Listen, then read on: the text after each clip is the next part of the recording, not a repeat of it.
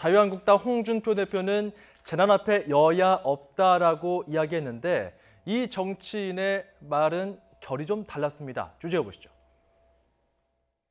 이 대구가 보수의 땅인데 저는 뼛속까지 보수인데 어떡합니까 여러분!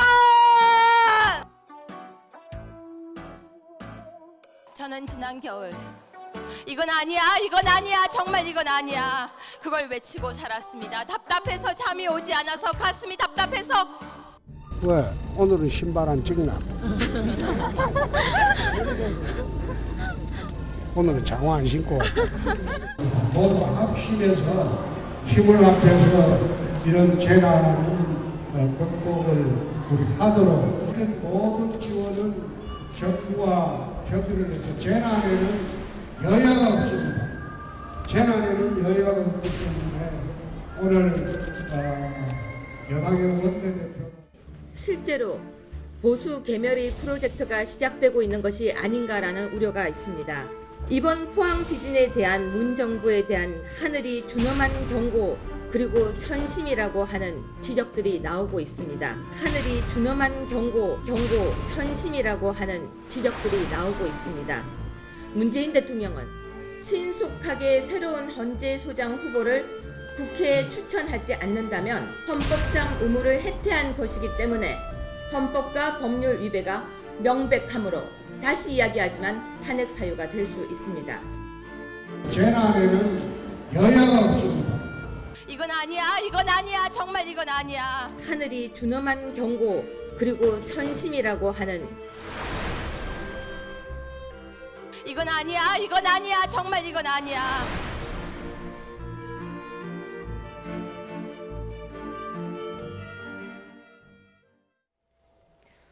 네, 정치권 소식 자세히 살펴보기 위해서 세 분 전문가 모셨습니다. 이현종 문화일보 논설위원, 최진봉 성공회대 교수, 서정욱 변호사 나오셨습니다. 어서 오세요. 네, 안녕하세요.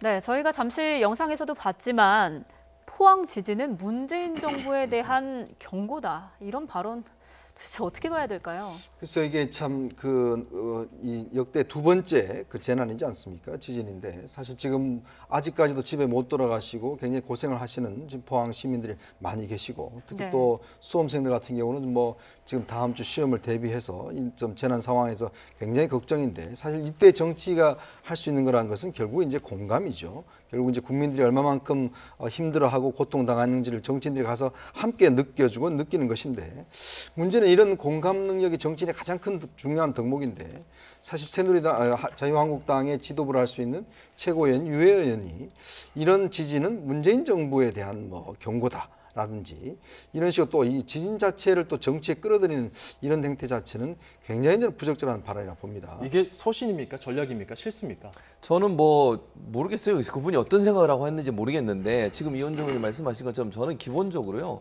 이게 만약 이런 거 아니겠습니까? 천심이다 그러면 포항 지역에 사는 분들은 그럼 천심 때문에 저렇게 당한 겁니까?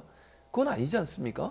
그건 뭐 정말 누구든지 우리나라 국민이라면 어느 지역에서도 일어날 수 있는 재난에 대해서 천심이라고 얘기해 버리면 그 지역 사람들은 그러면 하늘의 심판을 받았다는 말밖에 안 되는 거 아니겠습니까? 그런 식으로 얘기하면 제가 볼 때는 저거는 정치인으로서 정말 국민들의 아픔을 안아주고 좀 이렇게 감싸주는 그런 모습을 보여야 될 텐데 저런 모습을 보이는 것이 저는 뭐 이제 작전이나 아니면 계획된 것보다 본인이 평소에 하시는 말투가 그냥 툭 튀어나온 것 같아요. 의도는 알겠어요. 문재인 정부에 대한 비판을 하고 싶은 의도는 알겠지만 네. 그 의도가 결국 현재 재난을 당해 있는 포항 시민들의 마음에 큰 상처를 주는 말이 되니까 그렇게 하는 것은 정치인으로서 바람직한 태도는 아니지 않겠습니까? 네, 이런 해석을 류여해 최고위원이 경계하면서 페이스북에 아까 저녁에 또 올렸더라고요. 그렇게 해석하면 안 된다. 확대 해석을 좀 선을 긋는 이야기를 페이스북에 올렸던데 서정 변호사님 이거 어떻게 봐야 됩니까? 저도 그 페이스북을 다 봤는데요. 그래도 이게 제가 보기에 부적절합니다. 왜냐하면 이게 그 정확한 워딩이 있잖아요. 그분에게 워딩이 포항 지진은 문재인 정부에 대한 하늘의 준엄한 경고다 이렇게 했는데 제가 보기에 한마디로 시대착오적 발언입니다. 옛날에 이게 그 홍수가 나거나 가뭄이 나면 왕이 이게 부덕하다 군주가 이걸 이게 천인 감흥설이랍니다. 옛날에 이게 하늘하고 인간이 감흥하기 때문에 뭔가 이게 홍수가 나면 군주의 덕이 부족하다. 이거는 옛날 봉건시대 이야기예요. 천인 감응설. 예, 맞습니다. 근데 지금 이게 말이 됩니까? 저는 이게 한마디로 아까 말한 것처럼 시대착오적인 잘못된 발언이다. 이래 봅니다. 예, 예전에는 홍준표 대표가 오버액션 하지 말라 이렇게 말리기도 했는데 약간 더 나간 것 같다 이런 생각도 드네요. 또 이런 가운데 국정원 특수활동비가 또 다른 경로로 줄줄 새고 있다는 이런 의혹도 나왔습니다. 그렇죠. 오늘 지금 최경환 의원한테 돈이 흘러간 것으로 알려지고 있는 거 아니겠습니까? 네. 매달 500만 원씩 1억이 흘러갔는데 그 당시 2014년도에 최경환 의원이 무슨 직책을 갖고 있었냐면 기획재정부 장관이었습니다. 그러니까 국가의 예산을 짜고 또 예산을 전체로 배분하는 일을 맡아서 했던 장관, 주무장관이었습니다. 이병기 전 원장이 뭐라고 얘기했냐면 국정원 특활비의 삭감을 막기 위해서 돈을 줬다는 거예요. 그렇다면 이건 뇌물에 가깝지 않습니까? 그러니까 본인들이 예산을 더 많이 따내기 위해서 주무장관한테 돈을 줬다는 얘기는 결국 본인들의 이익을 위해서 돈을 건넨 거 되고 그것은 결국 국정원 특활비의 원래 사용 목적과 다르게 사용했기 때문에 국고 손실뿐만 아니라 뇌물죄가 형성될 수 있는 요소라고 보여집니다. 예. 여기에 대해서 물론 최경환 의원은 본인은 그런 걸 받은 적이 없다고 얘기합니다. 그래서 진실은 뭔지 모르겠습니다. 지금은 검찰 조사가 이루어져야 되겠지만 그러나 우리가 상식적으로 생각해 보면 이병기 전 원장이 굳이 이걸 거짓말로 얘기할 이유가 있겠냐는 부분을 고민해 봐야 됩니다. 이병기 전 원장이 만약 이걸 얘기해서 본인한테 이익이 되는 거라면 거짓이라는 추측이 가능할 수 있겠지만 이병기 전 원장이 이 얘기해서 본인한테 이익될 게 제가 볼 땐 별로 없다고 보여지거든요. 그렇다고 하면 상식적인 관점에서 제가 말씀을 드리면 진실에 가까울 가능성이 있다. 물론 지금 현재는 최경환 의원이 지금 받은 적이 없다고 하니까 뭐라고 확실하게 말씀드릴 수는 없지만 예. 이병기 전 원장의 이런 발언이 최경환 의원을 조금 더 검찰로 불러들이는 요소가 될 가능성이 있다고 보여집니다. 국정원 특수활동비를 1억 원 가량을 건넸다. 예. 이게 지금 이병기 전 국정원장의 진술이 검찰로부터 나온 건데 최경환 의원 사실이면 동대구역에서 할복 자살하겠다라는 아주 어떻게 보면 참 입에 담기 어려운 표현인데요. 자, 서 변호사님, 이런 경우에 이 최경환 의원은 이제 어떻게 보면 법의 어떤 조사를 받을 수도 있는 상황이잖아요. 이런 가운데서 이런 발언 어떻게 평가해야 될까요? 저는 그 발언을 좀 신뢰하지 않습니다. 왜냐하면 이게 옛날에 누구도 뭐 장을 지지겠다 손해, 또 이게 누구는 탄핵이 되면 목숨을 내놓겠다. 근데 이거 실천한 사람 누가 있습니까? 우리 이게 이렇게 강한 표현을 저분이 이게 왜 동대구에서 할복자살한다 그것도 이해가 안 돼요. 저도 이게 고향이 대구지만 그분이 이게 지역구도 아니고 저는 이게 이렇게 강하게 부정하는 사람 이거보다는 우리 이게 정확한 정보와 팩트를 가지고 방어를 해야 되고요. 현재 제가 보기에 이현수 기조실장의 증언이나 또 이게 이병기 국정원장의 증언, 또 이게 국정원의 그 여러 회계 자료 이걸 보면 이게 상당한 의심이 있는 건 사실이거든요.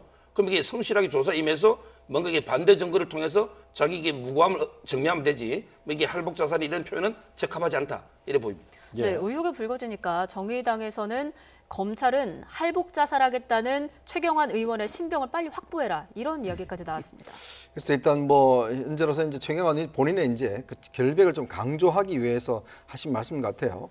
어떤 면 보면 이제 현재 좀 당내에서도 친박 청산의 중요한 또 대상이 되고 있고 그렇다 보니까 이제 아무래도 좀 정권 차원에서 이제 어떤 정치 보복이 아니냐 이런 또 시각으로 바라볼 수가 있는데 네. 사실 이번 지금 특활비 문제 같은 경우는 뭐 국정원 그 적폐청산위원회가 이제 확보한 게 아니고 사실은 이제 이현수 전 기조실장의 검찰 조사 과정에서 이제 나온 겁니다. 사실 지금 박근혜 전 대통령이 한 40억 정도 되는 국정원 특수활동비 문제가 되고 있는 상황에서 또 국정원이 다른 차원에서 또 이제 특수활동비를 이제 전용을 했다라는 게 조금씩 드러나고 있는 것이거든요.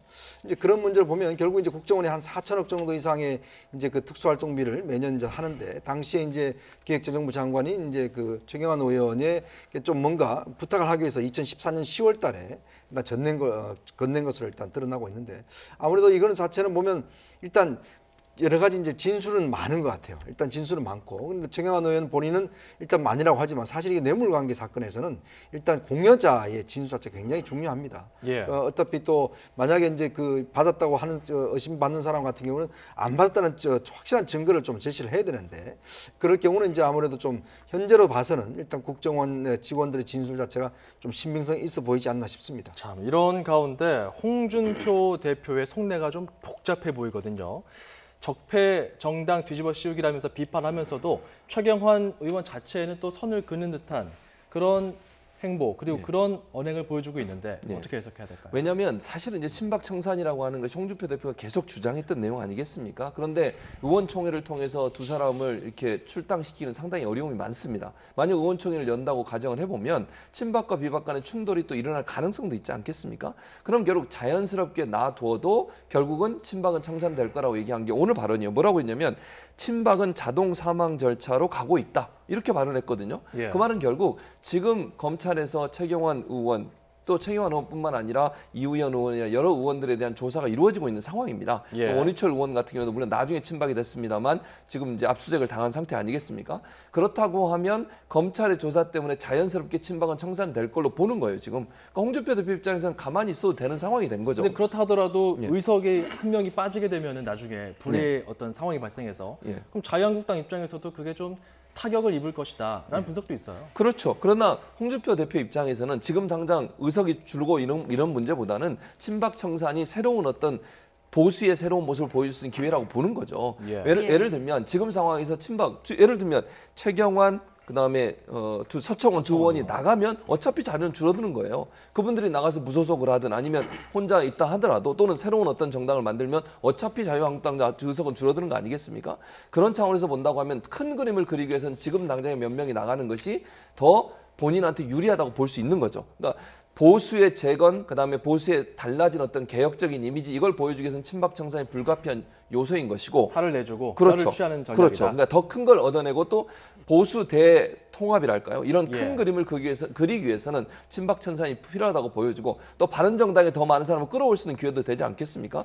그런 차원에서 본다면 의원수 나가고 또 들어오는 것까지 계산한다고 하면 홍준표 대표 입장에서 그렇게 손해보는 그런 계산은 아니라고 봅니다. 뭐 문은 닫혔다고 이야기가 나왔지만 그래도 오면 받죠. 문은 닫혔다고 해서 안 그런 겁니까? 받겠습니까? 제가 볼 예. 때는 충분히 받을 가능성이 있다고 봅니다. 알겠습니다. 네, 이런 가운데 홍준표 대표 그리고 친박계 의원 간에 미묘한 신경전이 포착이 됐습니다. 포항 지진 현장 피해 현장을 찾았는데 거기에서 좀 강한 발언들이 나왔거든요. 어떻게 보십니까? 글쎄 좀 저는 이 지진 구호 활동 가셨으면 좀 다른 걸 떠나서 정말 그분들의 아픔을 좀 같이 보듬고 하는 그런 활동도 하시면 좋겠는데 사실 또 이 현장에 가서 또 이 당내 계파 갈등 비슷한 것들이 또 발언들이 나오지 않습니까?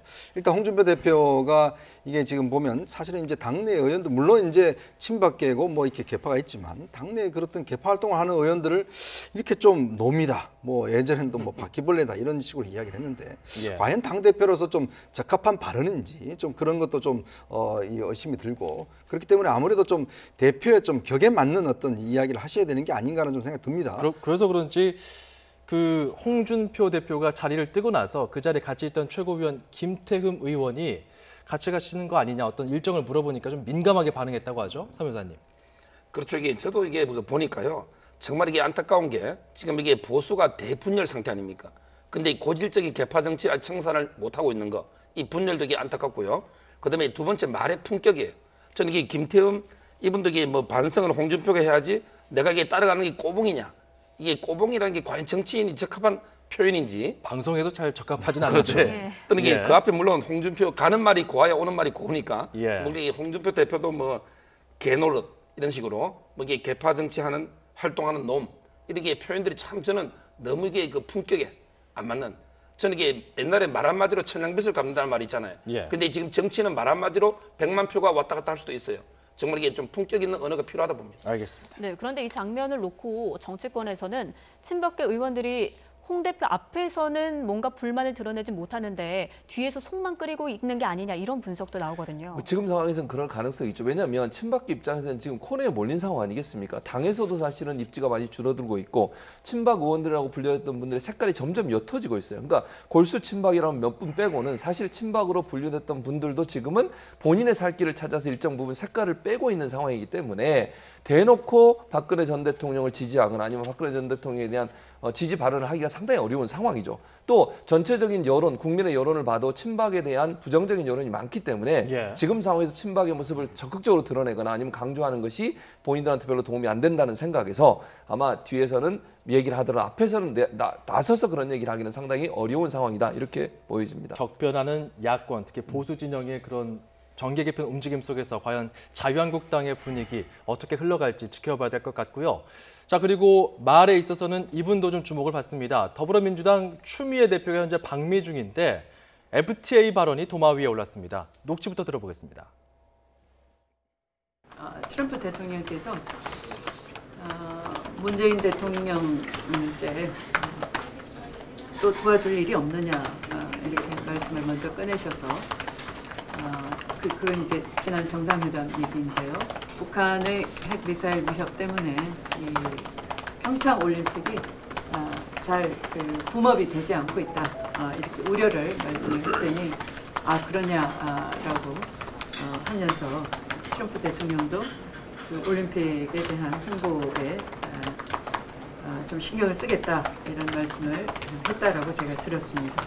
그래서 저도 이 FTA 문제도 그렇고 이 올림픽 문제도 그렇고 한편으로 북한이 위협을 가하고 있고 중국 사드 문제로 이 무역 경제 보복을 당하고 있는 어려운 상황에서 너무 디테일하게 소탄대실로 잘 되고 있는 FTA를 개정 협상을 하면서 한국을 너무 지역적인 문제로 압박을 한다 하는 것은 그 타이밍이 좋지가 않다.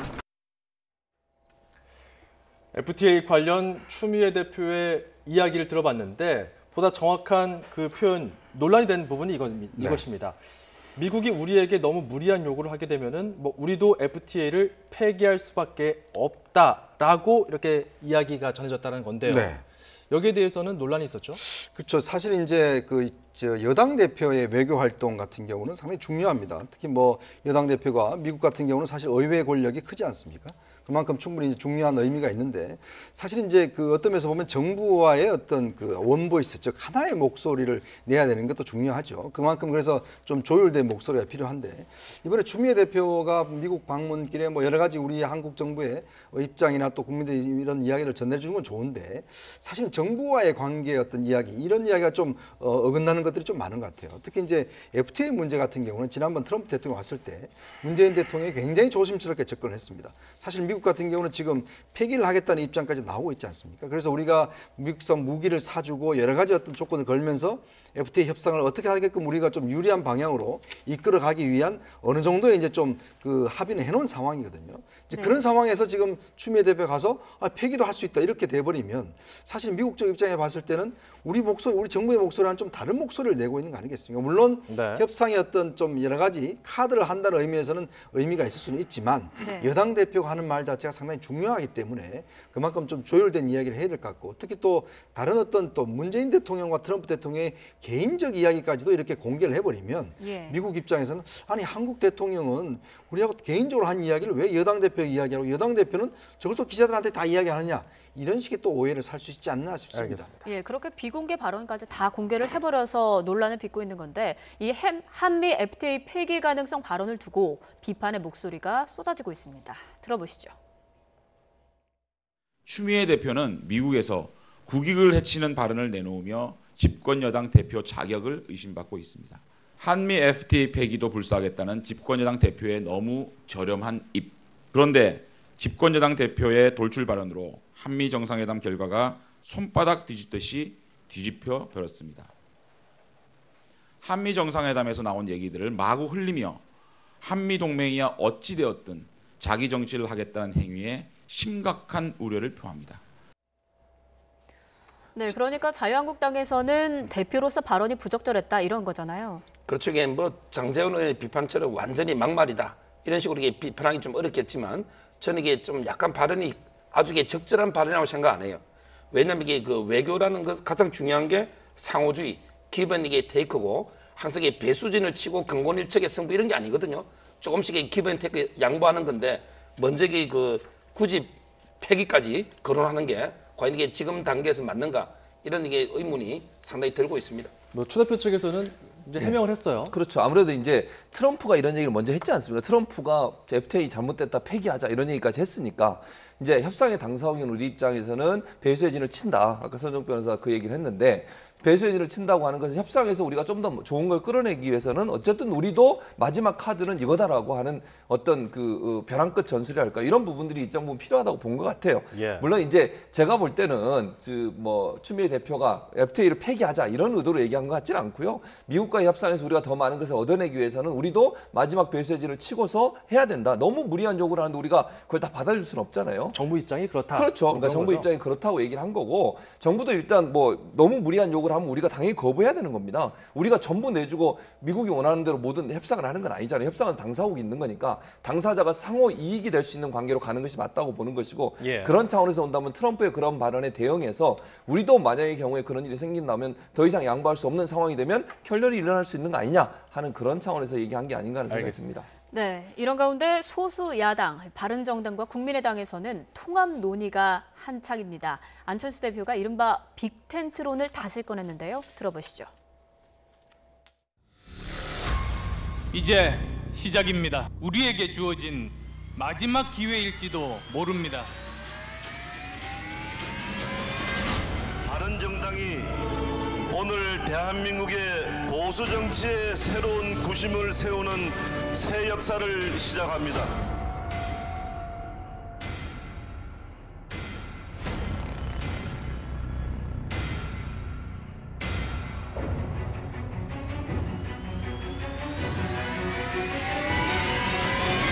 선명한 야당의 기림을 분명하게 밝힙니다. 우리는 오늘 바른정당을 떠나 보수 대통합의 길로 가겠습니다. 보수를 같이 하는 중도 보수 통합을 위해서도 정체성을 가진 당이 두 당이 있어서 이렇게 분산되면 그대로 생존하기가 힘드니까 그게 무슨 개혁연대가 아니라 정반대 적폐연대로 가까워지는 겁니다. 정치적 실리 면에서도 좀 전응아들이 하는 것 아닌가. 전응아들이. 네, 반드시 통합해야 한다는 의견도 있고 선거연대로도 뭐 충분하다.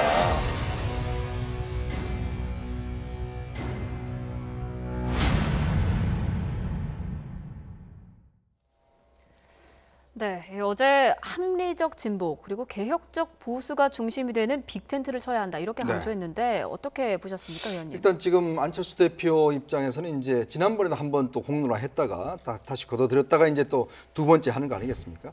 안철수 대표는 이제 뭐 확실히 본인의 입장이 좀 선 것 같아요. 더 이상 예를 들어서 국민의당이 민주당의 어떤 이중대적인 성격으로는 본인이 설 자리가 없다. 결국 이제 이 진보 진영이라고 하면 거기를 그 민주당이 자리를 잡고 있기 때문에 자신이 어떤 설 영역은 결국 중도와 좀 보수 쪽 이쪽이다. 자, 그러기 위해서는 결국 유승민 의원과 손을 잡을 수밖에 없다. 이런 쪽으로 좀 가닥이 선 것 같습니다. 예. 문제는 이제 과연 그럼 당내의 어떤 반발을 어느 정도 이제 무마할 것인가. 이제 그게 관건인데. 화면에 나오고 있네요. 그렇죠. 중진 의원들의 이야기들. 안철수 국민의당 소멸의 길로 끌고 가려고 한다. 박지원 전 대표 같은 경우도 조금 더 거친 언어까지 쓰면서 비판했거든요. 그렇죠. 그렇죠. 이게 제가 보기에 지금 그 국민의당의 상황은 한마디라면요. 바로 이게 폭풍 전야인데 제가 보기에 이미 두 개파 간에 돌아올 수 없는 게 다리는 걷는 것 같아요. 저는 이게 그 분열은 필수고 그다음에 시기만 선택이다. 이렇게 개인적으로 생각하고 있는데 아마 이게 그 안철수 대표의 빅텐트론 이거 하고요. 그다음에 그 천정배 의원이나 박지원 대표 이런 분들은 오히려 이게 반개혁적인 적폐연대로 보고 있기 때문에 두 세력은 이게 너무 인식 차이가 커요. 따라서 이게 그 좀 분열은 필수가 아닐까 이런 생각이 듭니다. 예. 자, 국민의당 끝장 토론이 다음 주 화요일에 예정이 되어 있습니다. 네. 아무래도 이 빅텐트론 논의가 되겠죠? 그렇죠. 그러나 결론은 결국은 또 결렬이 될 겁니다. 결렬될 것이다. 네, 저는 그렇게 봅니다. 왜냐하면 안철수 대표는 지금 이현정 의원님 말씀하신 것처럼 기본적으로 함께 가는 걸 원하는 거잖아요. 그런데 호남 중진 의원들 같은 경우는 바른정당과 함께 할 수 없다고 보는 거예요. 선거연대나 정책연대까지는 허용이 될 수 있겠지만 통합으로 가는 문제에 있어서는 다르다는 거죠. 왜냐하면 유승민 대표가 그전에 밝혔던 얘기 있지 않습니까? 호남을 인정하지 않는 얘기, 그다음 햇볕 정책을 인정할 수 없다는 부분, 이런 부분들 때문에 호남 중진 의원들 같은 경우에는 도저히 받아들일 수 없는, 좀 만날 수 없는 그런 사이다. 물과 기름과 같은 사이라고 보고 있기 때문에 통합은 물 건너 갔다고 봅니다. 네, 국민의당은 어쨌든 이렇게 혼란스러운데 안철수 대표 배추 수확 행사에 등장했습니다. 어떤 말했는지 들어보시죠.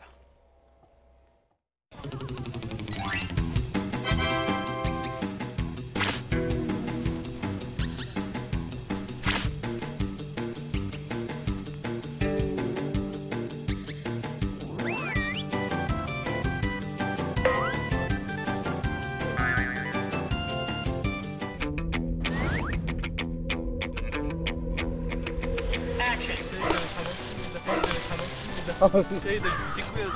아, 예.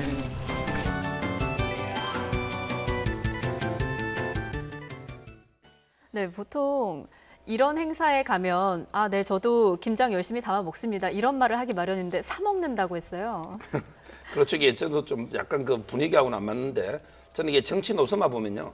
안철수 대표가 이게 제가 보기에 선명한 야당의 길 하고 이 극중주의에서 좀 오락가락하는 것 같아요.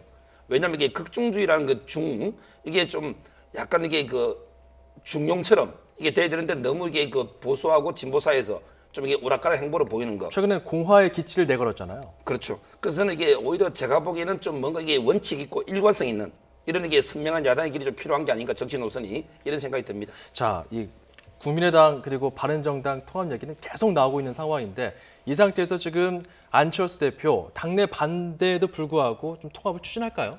일단 뭐 안철수 대표 입장에서 보면 내년 지방선거 같은 경우에 지금 상황에서는 뭐 도저히 어떤 가능성이 크지 않다라고 보는 것 같아요. 그렇다면 장기적 항목에서는 결국은 안철수 대표는 바른정당과 함께 그쪽 지역을 본인이 이제 선점하는 것이 본인의 정책 행보에 유리하다 판단한 것 같아요. 결국 이제 지금 그렇게 된다면 이제 호남 세력과는 결별의 수순을 밟을 수밖에 없지 않을까라는 제 생각입니다. 예. 자, 이런 움직임을 두고 조배숙 의원은 첫사랑 호남 버리고 짝사랑 유승민 선택하는 거냐 이렇게 꼬집었는데 과연 어떤 결정이 이루어지게 될지 좀 국민의당과 바른정당 추이를 지켜봐야 될 것 같습니다. 이현종 문화일보 논설위원, 최진봉 성공회대 교수, 서정욱 변호사와 함께했습니다. 세 분 고맙습니다. 고맙습니다.